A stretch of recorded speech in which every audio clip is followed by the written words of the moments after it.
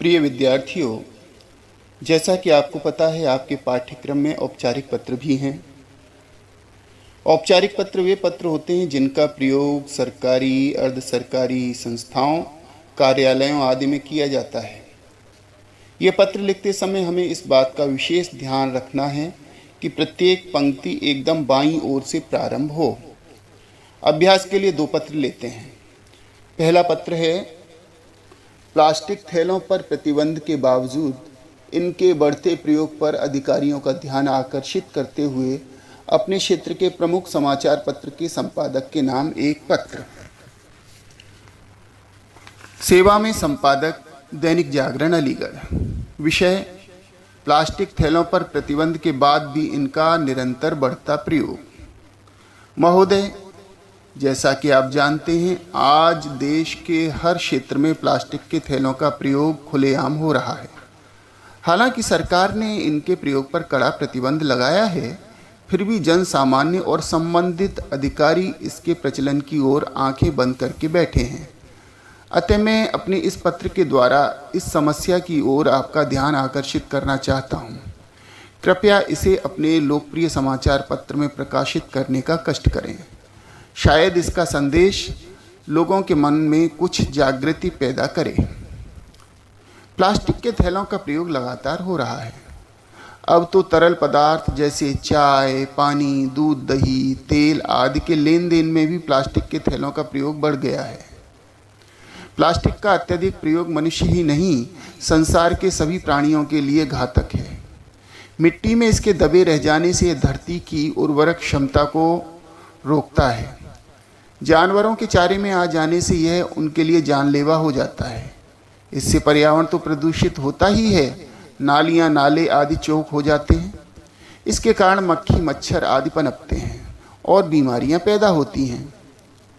मेरा इस पत्र के माध्यम से जन साधारण से विनम्र अनुरोध है कि वे सामान खरीदने के लिए अपने घर से कपड़े या जूट के थैले लेकर चलें।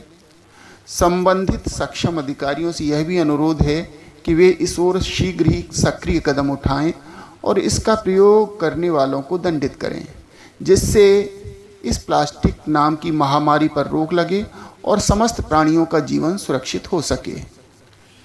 धन्यवाद सहित भवदीय क ख ग, पता प फ ब, दिनांक 29 अगस्त 2020।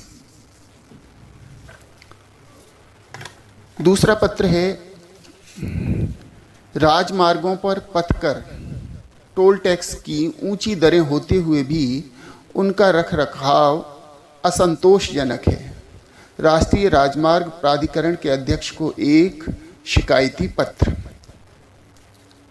सेवा में माननीय अध्यक्ष, राष्ट्रीय राजमार्ग प्राधिकरण, संसद मार्ग, नई दिल्ली। विषय, राजमार्गों की असंतोषजनक स्थिति और ऊंची पथकर दरें।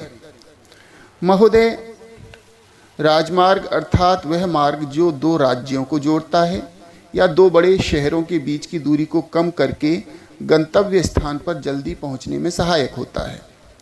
पिछले वर्षों में वैसे तो इन मार्गों पर काफ़ी सुधार हुआ है, तथापि अभी भी स्थिति संतोषजनक नहीं है। इन मार्गों पर पथकर टोल टैक्स भी ऊंची दर पर वसूला जाता है, लेकिन फिर भी तेज गति से भागते वाहनों को कई बार ऐसे गड्ढों का व ऊबड़ खाबड़ सड़कों का सामना करना पड़ता है कि दुर्घटनाएं होती ही रहती हैं।